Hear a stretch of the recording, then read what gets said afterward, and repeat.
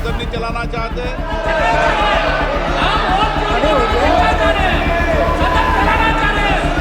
जो हमें मिला है वो एटम बॉम्ब है, मतलब एटम बॉम्ब है, फटेगा तो आप इलेक्शन कमीशन आपको दिखेगा नहीं। नमस्कार, आदाब, सत श्री अकाल, जय भीम, जोहार। मेरा नाम है नवीन कुमार।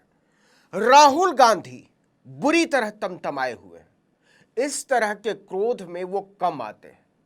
तो राहुल गांधी, और न केवल राहुल गांधी बल्कि लगभग पूरा विपक्ष इस कदर गुस्से में क्यों है?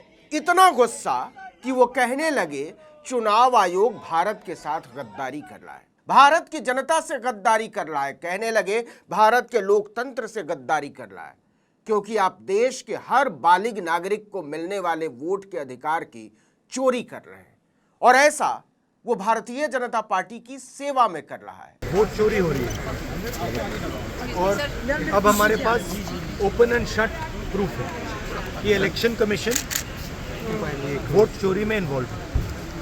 और मैं लाइटली नहीं बोल रहा हूँ, मैं 100% प्रूफ के साथ बोल रहा हूँ, ठीक है। और आप सबको पता लग जाएगा, जैसे ही हमने ये रिलीज किया पूरे देश को पता लग जाएगा कि इलेक्शन कमीशन वोटर चोरी कर रहा है। किसके लिए करा रहा है? किसके लिए करा रहा है? बीजेपी के लिए करा रहा है। ये केवल राहुल गांधी नहीं बोल रहे हैं, शब्द अलग हो सकते हैं, लेकिन पूरा विपक्ष एक सुर में यही बोल रहा है कि चुनाव आयोग जनता के वोटों का चोर है। तो जैसा कि तय था वही हुआ। बिहार में मतदाताओं की ड्राफ्ट सूची आ गई है। लाखों लोग अपना नाम दूरबीन लेकर खोज रहे हैं, और इससे ज्यादा मैग्नीफाइंग ग्लास लेकर, लेकिन उन्हें अपना नाम दिखाई नहीं दे रहा है, क्योंकि माता रानी की कृपा से चुनाव आयोग ने अच्छे से काट दिया है। गाजर मूली की तरह बिहार में मतदाताओं के नाम काटे हैं।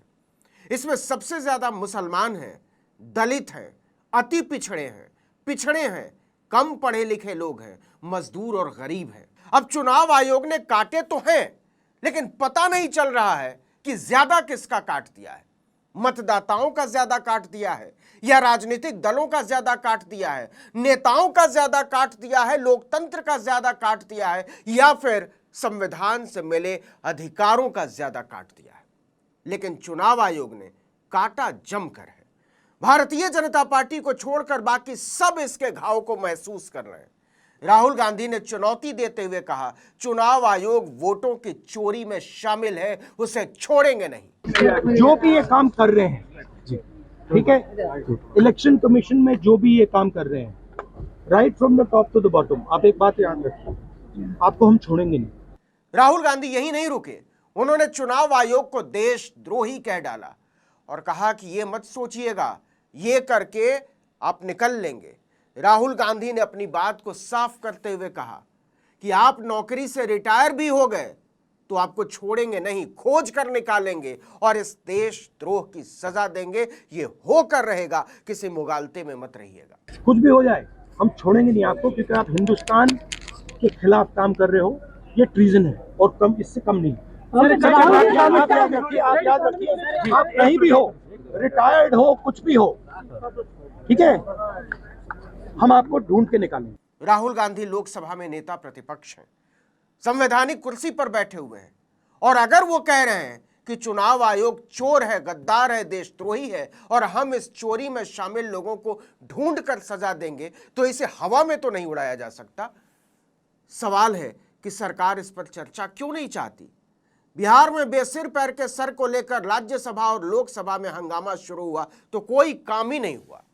आरजेडी और कांग्रेस के अलावा डीएमके सांसद तिरुचि शिवा ने भी राज्यसभा में स्थगन प्रस्ताव दिया और बिहार में मतदाता सूची पुनरीक्षण मामले पर चर्चा की मांग की, लेकिन इसे स्वीकार करने की हिम्मत सरकार नहीं जुटा पा रही है।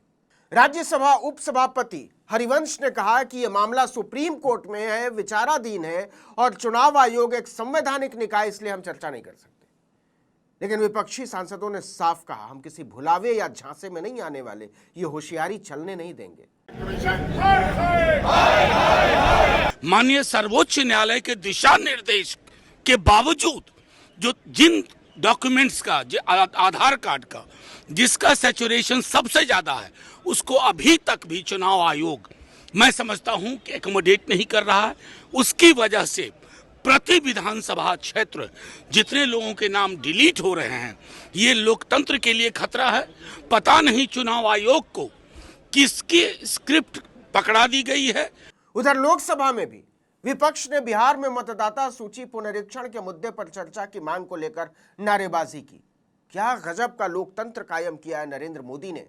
कांग्रेस, डीएमके, समाजवादी पार्टी, तृणमूल कांग्रेस, एनसीपी, शिवसेना, आरजेडी, आरएसपी ने संयुक्त रूप से लोकसभा के स्पीकर को चिट्ठी लिखकर बिहार वोटर लिस्ट पुनरीक्षण पर चर्चा की मांग की, लेकिन उन्होंने इसे ठुकरा दिया। प्रश्नकाल के नाम पर उन्होंने इस मांग को टालने की पूरी कोशिश की और कर डाली, लेकिन विपक्ष ने नारेबाजी बंद नहीं की। इस सभा के गरिमा और मर्यादा को ध्यान में रखते हुए कृपया आप ऐसे तख्त नहीं लेके आए वेल में। Government is hiding behind some technical clerical reasons for not having a discussion. I believe any discussion, any issue that affects the fundamental right to vote of a citizen and the grievances of the poor, scheduled castes, scheduled tribes, farmers, elderly citizens should be taken up inside parliament. इसके बाद लोकसभा की कार्यवाही स्थगित करनी पड़ी। उधर राज्यसभा में हरिवंश ने राज्यसभा को पहले 12 बजे तक स्थगित किया और फिर पूरे दिन के लिए। अब 4 अगस्त को सुबह 11 बजे फिर से सदन की कार्यवाही शुरू होगी। अब बीजेपी के सामने आगे कुआं और पीछे खाई वाली स्थिति है।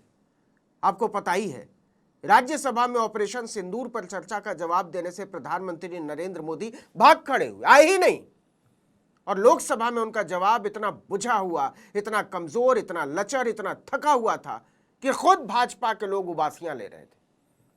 बिहार में जो कांड हुआ है, उसके बाद बीजेपी की नींद उड़नी तय है। कुत्ते के नाम पे रेसिडेंशियल सर्टिफिकेट इशू हो रहे हैं, ट्रैक्टर का नाम पे सर्टिफिकेट इशू हो रहा है। ट्रैक्टर और कुत्ता वोट देगा, और जिनका वोट देने का अधिकार है, आम नागरिक और जनता का वोट का हक, ये बीजेपी का सरकार और इलेक्शन कमीशन छीनना चाहते हैं।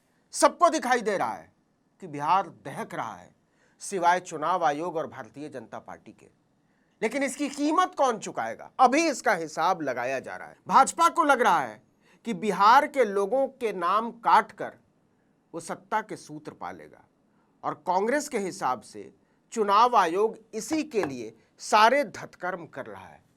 लेकिन कुछ लोग पूछ रहे हैं कि अगर लोकतंत्र के अधिकार से वंचित किए गए लोगों ने मिलकर हुकूमत हिलाने की ठान ली तो क्या होगा।